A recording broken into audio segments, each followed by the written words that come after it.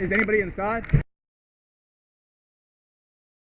I don't know. Her name is Lisa. I don't know what she's Is she old? Yeah, 65.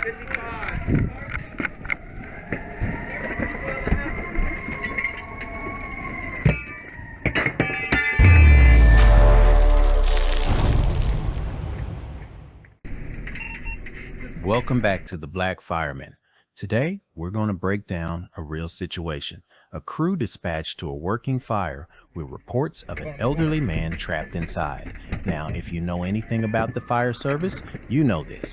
Our number one priority is life safety. Property can be replaced, stuff can be rebuilt, but life, that's always at the top. So when crews arrive on scene with a report of someone trapped, the natural instinct is to go straight in, force the door, and search as fast as possible. And let's be real, that's a valid tactic. But here's the catch. Sometimes the conditions don't match the instinct. In this case, the fire had already vented out of a window on the alpha side, the front side of the structure. That fire wasn't just burning, it was fully involved and getting worse by the second. And when fire is venting like that, survivability for anyone inside drops rapidly, sometimes faster than we want to admit. Now let's talk about tactics. Years ago, firefighters were taught never to put water through a window from the outside. The fear was that water streams would push fire deeper into the home, making conditions worse. Instead, the lesson was to bypass the fire room, enter from an unaffected area, and push the fire back toward the vented opening. The problem? That method takes time, and when seconds matter for a potential victim, time is something you don't have.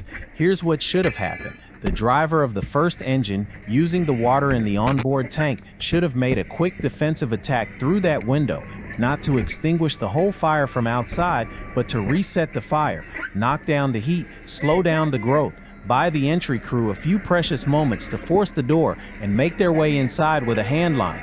Now I know what some of you are thinking. Nobody likes being called an outstanding firefighter. Why? Because it paints the picture of someone standing outside while others are working inside.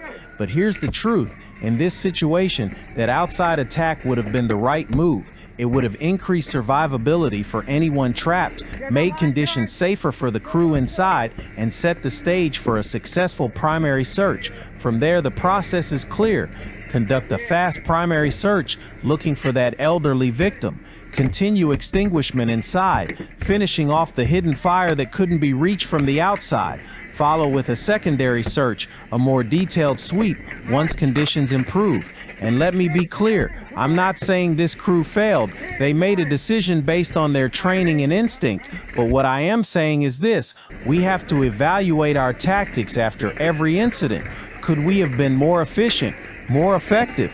Could we have created a better outcome for the victim and for ourselves? Because at the end of the day, if we aren't committed to getting better, then why are we even doing this job? The fire service is about saving lives and protecting property. That's the mission. And if we want to keep improving, we've got to be honest with ourselves about what worked, what didn't, and how we can adapt. That's why the Black Fireman is here, to give it to you raw and real, not sugar-coated, not watered down, just straight talk about the situations we face and how we can grow as a fire service family. So let me leave you with this. Conversation rules the nation. I want you to be part of that conversation. Drop a comment, share your thoughts, and let's learn from each other. Be part of the solution, not the problem. Thanks for watching The Black Fireman. Remember to subscribe, like, and comment.